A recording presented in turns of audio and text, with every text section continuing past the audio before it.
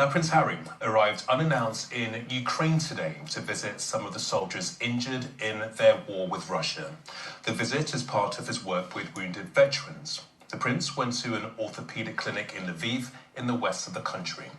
It provides artificial limbs, reconstructive surgery, and psychological help free of charge. Harry was accompanied by a group from his Invictus Games Foundation, including 4 veterans who've been through similar rehabilitation. Hey guys, welcome back and thank you so much for being here. What's going on? Of course, I am Jade. If you're new here, please like and share this video if you can. Thank you so much. So you just heard that, yeah? On Thursday, Prince Harry made a surprise visit to Ukraine, and this was part of his work supporting injured veterans. And because Prince Harry is somebody who has been to war, like he has actually been to battle.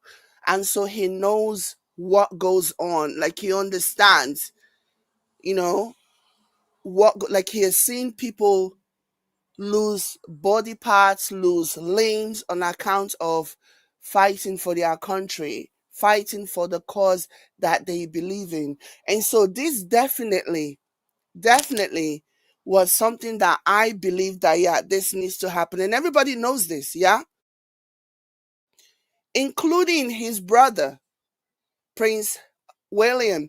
He knows because Prince Harry has gone to war. So he knows that eventually maybe people who are um, around him are the ones maybe kind of like telling him to hold off on going. Prince William knew because I believe it was 2 months ago or so when he supposedly went to Estonia to go and visit the victims of the Russian war against Ukraine. And I'm just like, why go to Estonia? You couldn't go to the country itself. You went to a northern European country to go and visit the people who have been injured and wounded by, as a result of this war. Okay.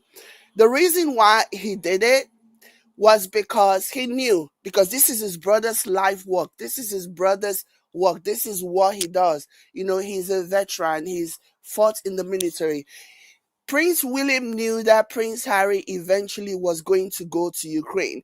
And so he wanted to be the one to go and like put a stamp on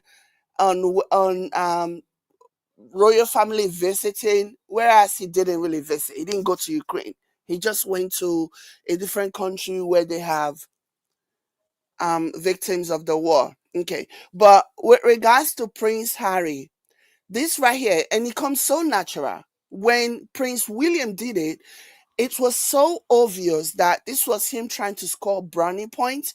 This was him trying to score some kind of cheap point because the polls numbers are tanking, the favorabilities are tanking. Nobody really cares about him like that, So he wanted to do something, knowing fully well that this is something that is very well within the realm of possibility for his brother to do, wanting to be the first one to do it, but he didn't really do it. Okay. Almost doesn't count. You did not go to Ukraine. You can pose all you want with victims. You can travel to countries that have provided refuge for victims of the Ukraine, of the Russian war. It is still not the same as going to Ukraine, which Prince Harry did, which again sets him apart. Okay. He's so different. Like he's just doing his life and he's excelling everything that he's doing. And this one, he did it without them knowing about it. I even read a post somewhere when Buckingham Palace was asked if they were aware of the trip, and they basically said no, that they were not aware of the trip. Of course, they're not aware of the trip. If they knew that Prince Harry was going to travel to Ukraine, you know darn well that they would have done everything to sabotage it. Buckingham Palace would have immediately, swiftly, in an attempt, in a bid to sabotage it, they would have immediately communicated with their toxic media to have them publish the story, basically sabotaging the trip. So of course they didn't know about it. Harry does well. Harry's secret is better kept when the toxic royal family and its firm has no knowledge of what is going on, of what he's about to do. And in fact, his life is a lot more safer. These people do not mean well for him.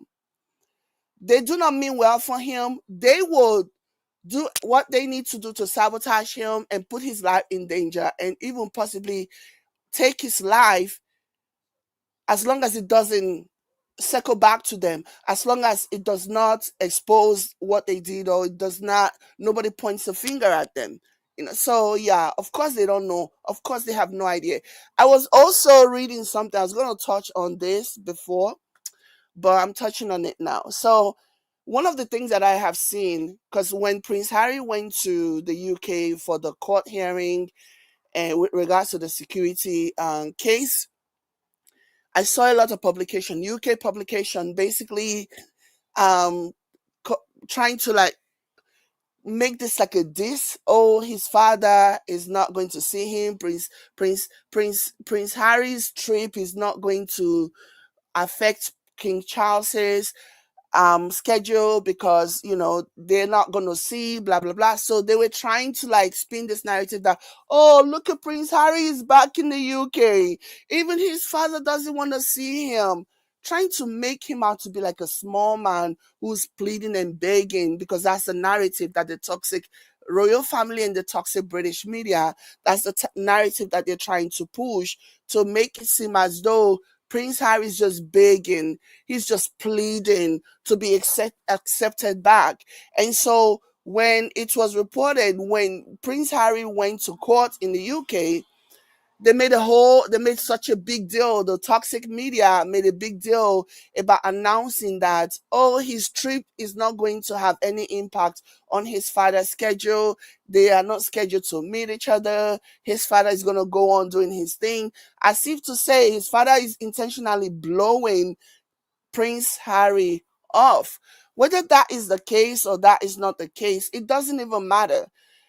Okay, the media is still trying so hard to convince their readers that Prince Harry wants so badly to come back, and his father and brother are the ones who are refusing to meet with him, even though that's not the case at all. Prince Harry has already made his peace with the fact that his family doesn't have his back. His family doesn't care. He's already made his peace with that, and he is good. People need to understand that he is good, and he has done a good job of showing that he doesn't need these people. He doesn't need to be cordial with them. He can be civil. He doesn't need to be in their lives. They don't need to be in his lives. They can all just do their thing. And look at how much he has flourished. Look at how much he has flourished since setting up on his own and setting off on his own and doing his own thing. And another thing that I have started to notice when it comes to the British media reporting about Prince Harry, they always use a black person like a black reporter or a black TV host. They always have a black TV host around whenever they are discussing something that has to do with Prince Harry or Princess Meghan. All of this is by design, let me tell you. None of this is by accident. They know exactly what they're doing. They think by, sampling a black person, it makes it seem as though, oh, we're not being racist. Everything that we're saying, look, we're not even the one asking the question. Is the black host and the black reporter, the black guests that are asking the questions. It's not us. They think by basically using a black person as a figurehead to tell the story, to report the story, it makes it seem as though they're not coming from a place of hate and racism. Really? Have you ever heard about tokenism? And I also noticed this during the time when the lady that came out to talk about the Centerbell, the Prince Harry's charity. Whenever she was being interviewed by the media, she always had, at one point there was one interview that I watched where she had like she was there and two black people were there coordinating the interview. Again, these are all by design. These are all efforts that they are making to make it seem as though, well, we're not the one, white people are not the one asking the questions. It is these fellow black people that are asking the questions. So don't accuse us of being racist when we're not even the one asking. Look at us. We're not asking. We're just sitting. No, you're not asking, but you're only producing and looking for all these tokens to come and basically bash her, and you give a platform to somebody who clearly, like the lady, she clearly had an issue. She clearly had an issue with Meghan being in Prince Harry's life. Clearly, it, like some of the videos, some of the clips that I saw, it was so obvious to me that this lady was very much in love with Prince Harry. And the distance is what is motivating, in my opinion, is motivating her to come out and do the dirty biddings of the people who want to see Prince Harry and Princess Meghan go down. It's just my take on that whole situation. Okay. But yeah, that's just something that I observed. And whenever they have all these people come over, they are usually black people or biracial people with some blackness in them.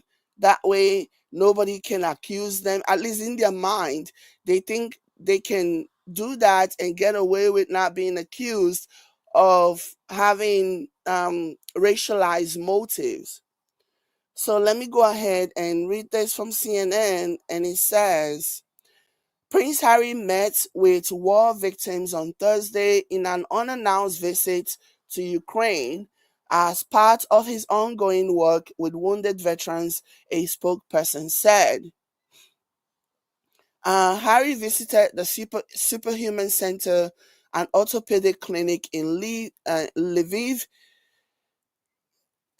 that treats and rehabilitates wounded military personnel and civilians to see top-notch services provided in a country in the midst of war. The center provides prosthetic reconstruction. The center provides prosthetic reconstructive surgery and psychological help for free of charge. The Duke of Sussex, who served 10 years in the British Army, has made helping injured soldiers one of his most prominent causes.